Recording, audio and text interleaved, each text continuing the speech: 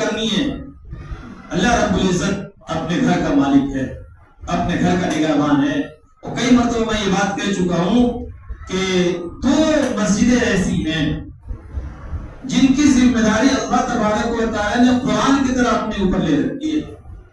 قرآن کے بارے میں اللہ نے فرمایا اِنَّا نَحْنُ نَزَّلْنَا الذِّكْرَ وَإِنَّا لَهُ لَحَافِظُونَ, کہ ہم قرآن کو نازل کرنے والے ہیں اور ہم ہی اس کی حفاظت کریں گے. اور حفاظت کا طریقہ اللہ تبارک و تعالی نے ایسا کیا کہ انسانوں کے دل کو اللہ نے چنا, سینے کو چنا, اور اس میں اللہ تبارک و تعالی قرآن کو محفوظ کرتا گیا کہ قرآن کے اوراق مٹا دیے جائیں.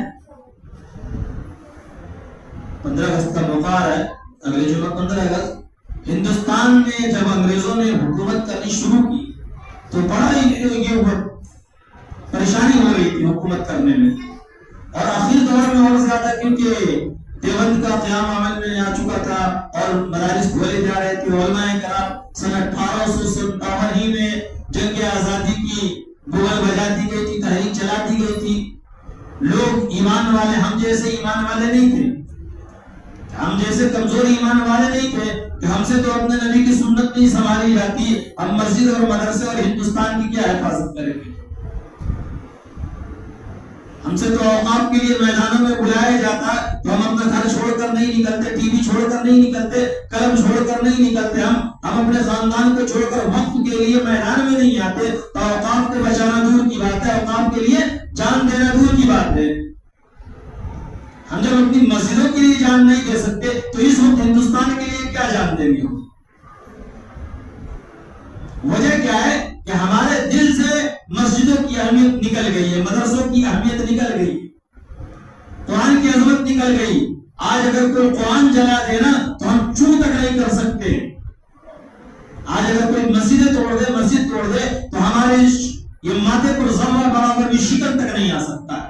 آج یو پی میں جا کر دیکھیں, وہ سینکڑوں مدارس میں تالے لگا دیے گئے اور سینکڑوں مسجدوں پر بلڈوزر چلا دیا گیا, لیکن یہاں کمرٹی میں بیٹھ کر وہ کبھی ہم لوگ کشائی بھی نہیں کرتے, کبھی بولتے بھی نہیں کہ ہماری پکڑ مت ہو جائے.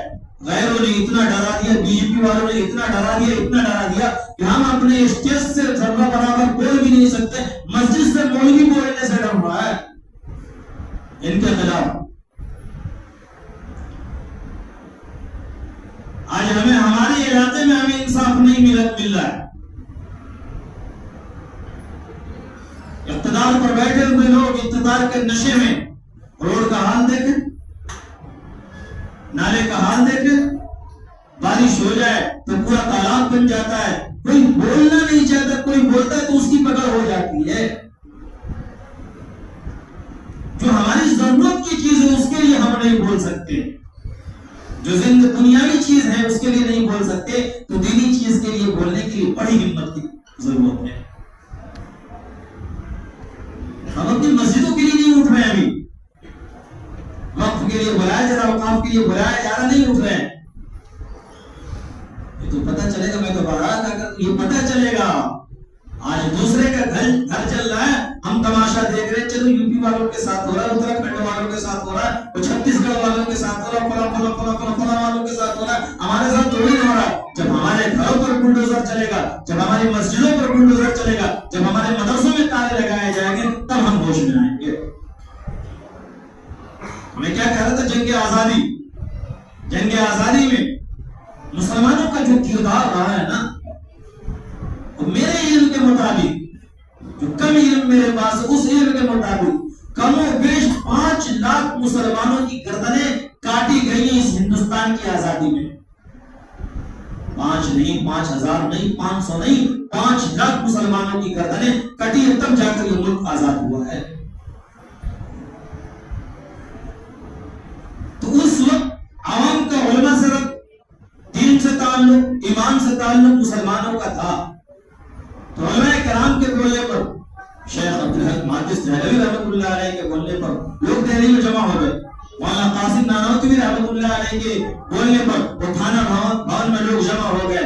حافظ ضامن شہید رحمۃ اللہ علیہ کے بولنے پر وہ شاملی کے میدان میں لوگ جمع ہو گئے اپنی جان دینے کے خاطر.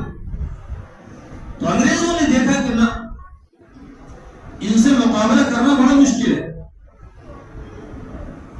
کیا کیا جائے, اپنے صاحبوں سے انہوں نے کانٹیکٹ کیا، رابطہ کیا، کہا کہ جب تک علماء کرام کا تعلق عوام سے رہے گا، عوام کا تعلق علماء کرام سے رہے گا، تب تک ان پر ہم قابض نہیں ہو سکتے ہیں۔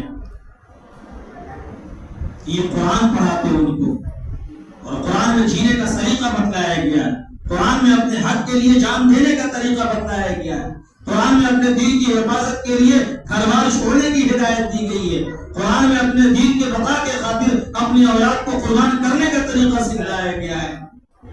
ان کے باپ اور ان کے رائبوں نے کہا کہ قرآن جب تک یہ پڑھتے رہیں گے اس وقت تک ان پر حکومت کرنا آسان نہیں ہے۔ جس دن ان کے دل سے قرآن کی محبت نکال دی گئی، جس دن ان کے دل سے قرآن کی عظمت نکال دی گئی، جس دن یہ قرآن پڑھنا چھوڑ دیں گے، اس دن سے ہماری بادشاہت کرنا ان کے اوپر آسان ہو جائے گا۔ آج ہمارے یہ بادشاہ بنے ہوئے وجہ یہی ہے کہ ہم نے قرآن کو چھوڑ دیا، وجہ یہی ہے کہ ہم نے قرآن کو نہیں اپنایا ہے، قرآن کی تعلیمات کو اپنی تعلیمات نہیں سمجھتے، یہ غیروں کی تعلیم کو اپنے سینے سے لگائے بیٹھے، مغربی تعلیم کو ہم نے اپنے سینے سے لگایا ہے، جس کی وجہ سے مغربی حکومت ہم پر حکومت کر رہی ہے، باطل طاقتیں ہمارے ذہن کے ساتھ کھیل رہی ہے، باطل طاقتیں ہماری نسلوں کے ساتھ کھلواڑ کر رہی ہے۔ تو وہاں سے فرمان آیا کہ علماء کو عوام سے دور رکھو۔ آج تک کہ علماء سے کوئی ٹچ میں نہیں، کوئی مسئلہ مفتی گوگل صاحب جب دین بازاروں سے لینا شروع کریں گے نا تو ہمارے دل میں بازاروں ایمان آئے گا، جب دین علماء کرام سے لیں گے تو حق دین ہماری زندگی میں آئے گا۔ کوئی بھی مسئلہ مفتی گوگل صاحب، مسائل تو بک رہے ہیں نا، مسائل تو بک رہے ہیں، چھپے ہوئے ہیں۔ میں تو کہا کرتا ہوں یہاں بہت سارے لوگ بیٹھے ہوں گے ایسے جن کو یہ جانکاری ہوگی کہ گوگل پر 2.5 لاکھ ویب سائٹ ایسے ہیں جو یہودیوں کے ہیں اور اسلام کے نام پر چلائے جا رہے ہیں، اسلام کے نام پر چلائے جا رہے ہیں، اور کوڑیوں کے بھاؤ میں یہ مفتیان کرام یوٹیوب پر بیٹھے ہوئے ہیں جو دین کو ایسے پیش کر رہے ہیں کہ دین بالکل حلوہ ہے، مطلب کی دین پیش کر رہے ہیں، مطلب کا دین پیش کر رہے ہیں، سہولت والا دین پیش کر رہے ہیں، اور ہم سب کو بھی سہولت والا دین چاہیے۔ ہم سب کو وہ دین چاہیے جو مسجدوں میں بغیر کھلے سر آ کر پڑھ لیں، موبائل وہ 250 گرام کا موبائل جیب میں رکھنا آسان ہے، لیکن نماز کے عادی ہے اور 25 گرام کی ٹوپی رکھنا مشکل ہے۔ یہ دین بتانے والے یوٹیوب پر موجود ہیں۔ حضور اکرم صلی اللہ علیہ وسلم نے ہر وقت جبے میں اور کرتے میں نماز پڑھی ہے، کرتے میں نماز پڑھی ہے۔ یہ یوٹیوبر علماء کرام یہ مولوی جو بیٹھے ہوئے کٹھملہ بیٹھے ہوئے انہوں نے بتا رکھا ہے کہ ٹی شرٹ پر نماز ہو جاتی ہے، ابے ننگے بھی نماز ہو جاتی ہے، ننگا پڑھنا پڑھ ننگا۔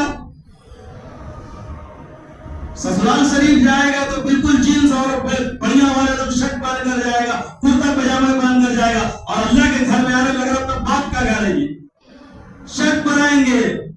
کام کر رہے تھے جوٹ مل میں اور کام کر رہے تھے ویلڈنگ والا اور اسی ڈریس میں آئے گے، ادھر پھٹا ہوا ادھر پھٹا ہوا۔ ہمیں تو حیرت ہوتی ہے میرے اللہ کے بندو، یہ جو پھٹا ہوا جنس لوگ پہن کر آتے اس کو رومال باندھ لیتے نماز کے ٹائم میں۔ ابے بکلول خالی نماز میں حرام